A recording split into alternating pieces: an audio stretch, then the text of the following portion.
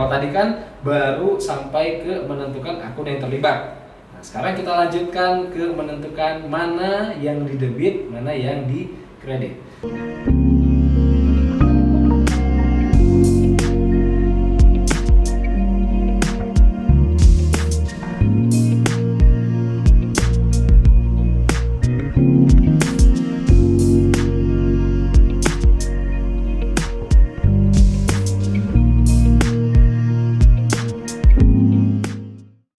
Selamat bergabung kembali teman-teman TDA dalam video series laporan keuangan sederhana untuk UKM. Masih bersama dengan saya Fahmi dari Next Plus.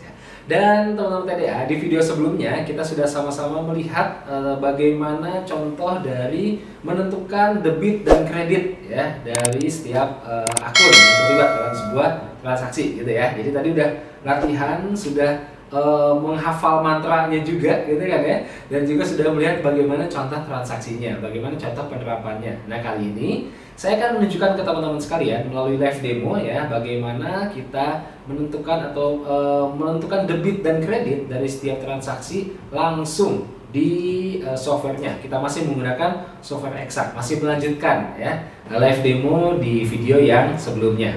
Oke, so yuk kita lihat lagi ya. Kita kembali lagi ke softwarenya. Nah, teman-teman sekalian ya. Jadi ini adalah tampilan terakhir ya tadi ya, bahwa kita sudah memilih nama akun yang terlibat. Nah, berikutnya adalah kita perlu untuk memasukkan nominalnya. Jadi nominal angkanya ya kita tempatkan di kolom debit atau kredit. Begitu.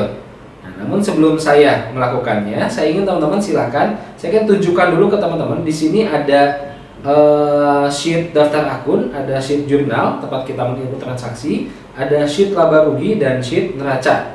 Nah, saya mau tunjukkan dulu laba rugi teman-teman ya. Nah, di sini masih nol ya teman-teman ya semuanya ya. Jadi karena belum ada nominal yang dimasukkan, jadi masih nol semuanya. Kemudian di neraca, nah ini adalah neraca hasil reset neraca bisnis tadi ya. Jadi kalau kita lihat angkanya silakan diingat-ingat ya, BCA 100 juta, Mandiri 50, kemudian kas tunai 4,5, piutang 25 juta, persediaan barang 80 juta, kendaraan 80, peralatan 50. Nah, ini masih kondisi neraca hasil dari riset neraca bisnis. Nah, sekarang kita akan mulai masukkan tadi ya. Kita akan tentukan nominal yang di debit yang mana, nominal yang di kredit yang mana. Kita kembali ke jurnal. Yuk kita lihat teman-teman sekalian ya. Beli mesin dibayar lunas seharga 30 juta dari rekening BCA. Peralatan kira-kira kalau kita beli mesin ya, peralatannya nambah atau ngurang? Nah, karena kita beli mesin, peralatannya kan pasti nambah ya. Peralatan adalah bagian dari aset. Aset bila bertambah ada di debit. Ya kan? Aset bila bertambah di debit, sehingga 30 jutanya untuk kolom yang untuk akun yang peralatan masuknya di debit 30 juta gitu, dan lawannya itu pasti di kredit 30 juta. Betul nggak rekening BCA ini di kredit? Ya udah yuk kita ujikan lagi ya. Karena kita beli mesin ya 30 juta dari rekening BCA, artinya kita bayarkan pakai rekening BCA, artinya uang di rekening BCA akan berkurang senilai 30 juta. Rekening BCA kan bagian dari aset ya kan ya, rekening BCA aset. Nah, aset berkurang adanya di kredit. Nah, jadi betul ya. Nah, untuk untuk transaksi ini ya, akun rekening BCA nominalnya akan masuk di kredit. Oke, nah sekarang yuk kita lihat bagaimana transaksi ini mempengaruhi laba rugi atau neraca. Kira-kira bakal pengaruh ke laba rugi nggak ini? Mestinya sih enggak ya, nah, karena ini adalah akun yang ini adalah transaksi yang langsung mempengaruhi neraca. Jadi laba ruginya tidak berubah, dia masih tetap nol semuanya ya. Tapi kita lihat neracanya. Ternyata rekening BCA tadinya kan 100 juta, sekarang jadi berkurang 30 juta, jadi tinggal 70. Tapi di sisi yang lain peralatannya yang tadinya 50 juta sekarang bertambah menjadi 80 juta.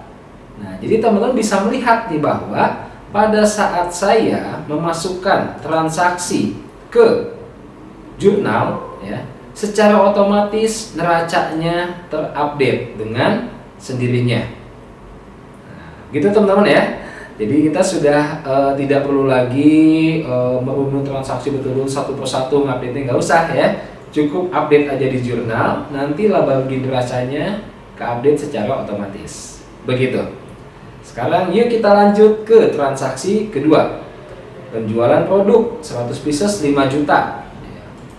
Pendapatan penjualan dan rekening mandiri adalah dua akun yang terlibat.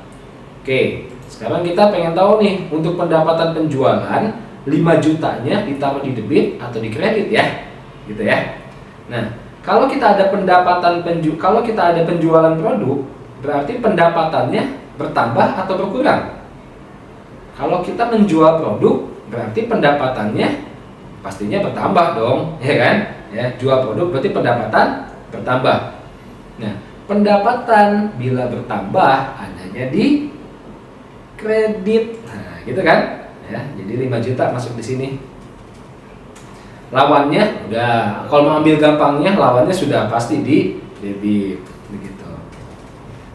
Betul nggak Kang Fahmi? Ya udah kita uji lagi deh ya. Ini ada penjualan 5 juta ya, masuk rekening mandiri. Berarti rekening mandirinya nambah apa ngurang saldonya? Ya nambah dong ya. Rekening mandiri aset nambah, adanya di debit. Betul kan? Ya. Nah, sekarang yuk kita lihat bagaimana perubahannya terhadap laba rugi. Ya, jadi ini ada pendapatan nih, kita lihat laba ruginya. Oh, ternyata secara otomatis dia langsung masuk nih ke kolom pendapatan 5 juta. Ya, sehingga ya sekarang kalau kita lihat scroll ke bawah, laba kotornya 5 juta, laba bersihnya 5 juta, dan neracanya pun terupdate juga. Rekening mandiri yang tadinya 50 juta sekarang menjadi 55 juta, dan laba rugi bersihnya yang tadinya 0 menjadi 5 juta. Begitu. Oke, yuk kita lanjut lagi ke transaksi ketiga. Kali ini pasti sudah lebih lancar teman-teman ya. Oke, persediaan barang. Kalau ada pengiriman produk, persediaan barang bertambah atau berkurang? Berkurang ya.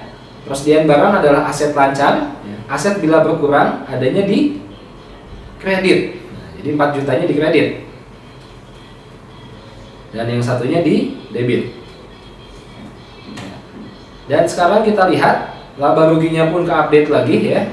Tadinya laba kotornya 5 juta sekarang jadi 1 juta. Kenapa? Karena sudah ada masuk biaya langsung. Dan laba bersihnya 1 juta juga. Gitu. Neracanya sekarang kalau kita lihat ya. Nah, kita lihat persediaan barang ya. Yang tadinya 80 juta sekarang berkurang 4 juta menjadi 76 juta ya. Dan laba bersihnya pun jadi tinggal 1 juta. Transaksi keempat, bayar internet 750.000 dari kas tunai ya.